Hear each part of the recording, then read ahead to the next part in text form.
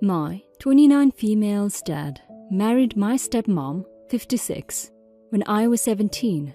As far as stepmothers go, she's okay. We get along. Like family dinner is a calm event and we can talk freely about life. However, she came with a daughter, 28, and that daughter is a terror. While we were still living together, she would raid my wardrobe, take my newest clothes and claim they were hers. When I insisted she return them, she would bring them back with stains that were impossible to remove. It didn't matter if I marked anything in the fridge as mine. That's what she always went for. She was fond of playing her music really loud on days when I was trying to sleep in. Even when I tried to tell her to turn it down, she has always ignored what I say and never respected my property. Anyways, we are now in our 20s. I now live at my stepmom's maternal house. I bought it from them a few years ago when they were in debt, but my stepsister never came to terms with the fact that I bought her grandma's house. My stepsister is a single mom and was living with a boyfriend. A few months ago, however, her boyfriend dumped her and she had to find a place to live. My stepmother reached out to me and asked me to take her in. I was a little hesitant because she hasn't been all that much nicer to me since we got older. But they all insisted that it was temporary, so I agreed. My stepsister moved in with her attitude. She tried to take control of the house, telling me what needs to change, trying to change up my decor, and dictating where I put basic things like my coat and shoes, because it was her grandma's house. I did my best to shut down those instances of passive aggression. I reminded her that it was now my house, but she ignored that. A month ago, my boyfriend, 30 male, and I decided to take a weekend retreat. When I got back, all my stuff had been moved to the basement and the house had been baby-proofed. None of these changes were done gently too. They damaged the floor and wall in trying to move all the furniture about in a hurry. To add to that, my stepsister had allowed her ex-boyfriend to move in. I was livid because I had bought the house with my money and was not going to tolerate such behavior. I tried talking to her calmly, but that quickly accelerated into a fight. She kept claiming that she was more entitled to the house since it had been her grandmother's, and I was being unreasonable because she clearly had a family and needed more room. I told her that her move was disrespectful. Why couldn't she have talked to me before? I tried to move aside her baby stuff and she was on the brink of physical violence. She started shouting at me not to touch her things. Yet, she had no problem moving mine to the basement. Once that initial shock had passed, I asked them to move out, but they scoffed at that too. I had to show them the deed to get them to listen to me. I followed that up by telling them I'm giving them 3 days to pack up and leave or I would evict them and then sue for damages. The news made rounds and now my dad and stepmom are not talking to me. Am I the a-hole? I took her in and she disrespected me. Update. Because I've dealt with my stepsister for quite a while now, I know she needs extra pressure to pay attention to what I say. So I prepared eviction papers in case they were not willing to leave. They weren't. I found them cooking and chatting like this was their home. They hadn't even bothered to move some of their stuff out of the main bedroom and bathroom. There were no packing boxes anywhere. In fact, it seemed that they had been busy hanging up their family portraits in the living room, making my house their home. It was almost as though I had never asked them to move. I was forced to hand them the papers. I don't think they were expecting that. Even then, they weren't quick to comply. Rather than talking to me rationally, I'm not irrational and would have listened to reason. We would have worked something out, probably. My stepsister and her ex-boyfriend started howling insults at me and doing their best to make a scene. My stepsister picked out some of my plates and threw them in my direction. Luckily, they all missed me, but that was extra damage she would not pay for.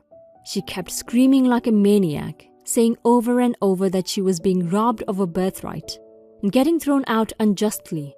She accused me of being jealous of her and trying to get rid of her altogether. Her boyfriend had the audacity to call me pompous and insensitive, and asking them to leave was very selfish of me. They asked what they would do with the baby as though that was my responsibility. I secretly took out my phone to record the entire ordeal. I might need the proof in future when I take out a restriction order. Where my stepsister is concerned, you never know. When they realized I was not backing down despite their theatrics, they went to their room and started shouting at each other. I found out then that they had never really broken up in the first place, and it was their plan all along so they could move in and then kick me out because they apparently thought it's rightfully hers because it's her granny's house. Anyway, after I threatened to involve the authorities, they started packing up. Stepmom and dad will take them in. At the moment, it's a small house. A 1-bedroom, 1-bathroom house. It will definitely be cramped with all of them living together. I can't wait to see them gone and get my house back. I hope my stepsister picks up some respect and niceness along the way. OP, I can't believe the level of entitlement your stepsister has. What part of you bought the house, so it's yours, doesn't she understand? You were willing to take her in even though you had every reason not to, based on what she did to you in your early years. And for that, I would say you're really a good person. You did absolutely nothing wrong. She disrespected you, asked her boyfriend to move in without your consent, and she even took all your stuff to the basement. You should have served her the eviction papers like yesterday, kick them out, and if they won't leave, involve the police. Story 2. My sister has a 12-year-old daughter, and they both live a few blocks away from my house. My niece often comes over on weeknights and weekends to play with her cousins, who are similarly aged. My niece is 5 feet tall and 145 pounds. She gets teased at school and she's pretty unhappy at this weight.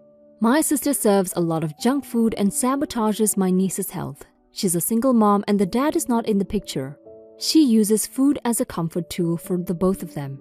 My sister always uses excuses, such as that my niece won't eat vegetables or she's too picky. At my house, Friday is usually pizza night, but we eat healthy the rest of the week to make up for it. Sometimes, the food that my niece gets at my house will be her only serving of fresh fruit or vegetables. So when she comes over, I cancel pizza night. The reason that I give is that it's not polite to order pizza for guests, and I'd rather serve something fancier. It's usually flown under the radar. Instead, I would make roast chicken and vegetables with fruit for dessert, or a quinoa dish with vegetables and chickpeas. My niece would participate in the cooking, and she is certainly capable of eating healthy food. One night, my kids, who are 9 and 11, told my sister that it's unfair that we cancel pizza night on Fridays, and asked her if they could come over another night. My sister asked me to clarify, and I said I would cancel pizza night because my niece loves to explore new dishes that I make for her. She told me that I'm singling out my niece and fat-shaming her. I told my sister that it's my house, my rules, and I never framed it in a way to make it about my niece's weight. The conversation was had when my niece was out of the house. My sister said that my niece won't be coming over anymore. So am I the asshole? OP, you're not forcing your niece to eat healthy food, and it's nice that you're looking out for her health. Your sister needs to address her own relationship with food because she's setting up her daughter for a lifetime of unhealthy eating habits, and that isn't fair to her. It sounds like your niece likes the break from the junk food and is aware that it's not good for her. It's unfortunate that her health and happiness is being held back because of her mom's habits. Maybe if your sister would be interested in ordering meal kits or be open to you teaching her how to cook more healthy meals. Just have an honest conversation with your sister about everything, and I hope she listens. Now for some comments. Not the a-hole. Your sister is being obnoxious about this, not because she's worried about you fat-shaming your niece. It's because you basically called her out for serving her child junk. Your niece enjoyed the food that you served and enjoyed cooking with you. The only thing that I would have done differently is to move pizza night so your kids wouldn't have felt deprived and ratted you out. I totally get why your kids are bummed out. They spend the whole week looking forward to pizza, and then when the magical day arrives finally, they find out they're having quinoa with fruit as dessert. And now they've got to wait another week for their dream to come true while praying that their cousin doesn't wreck things yet again. Story 3. I was at a pretty small restaurant yesterday when I noticed my sister's fiancé there too.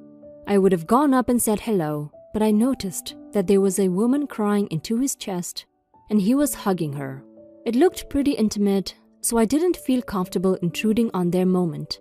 I just got a weird vibe because it didn't seem like it was a platonic friend. It felt like I was walking in on a romantic movie. I took my phone out and sent a picture to my sister and asked, "Do you know her?" She said, "No, I'll talk to him later tonight to see what happened. Thanks." I got seated on the other side of the room, so I didn't see them leave together or separately. I didn't want to keep looking at them because I already felt a bit guilty for taking a photo of them. That brings us to today. My sister and her fiancé apparently had a big fight because when she asked who he was eating out with last night, he said, "The guys from work, we had to discuss some stuff."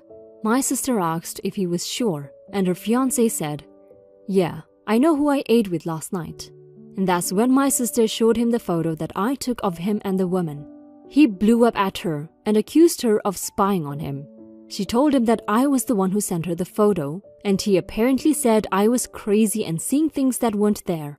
He said that his co-worker didn't get a promotion she had worked really hard on, so she was devastated. He brought her to a restaurant after work to comfort her, and she cried into his chest because she was really sad. When my sister asked why he didn't just tell her that from the beginning, he said that he knew my sister would overreact and that it was innocent. He said he was being a good co-worker and friend.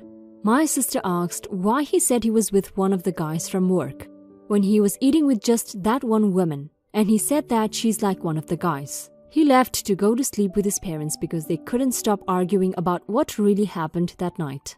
My sister called me and wouldn't hang up until I told her every detail from that night. Now I feel guilty for causing their fight. Her fiancé had an excuse for everything she was suspicious about.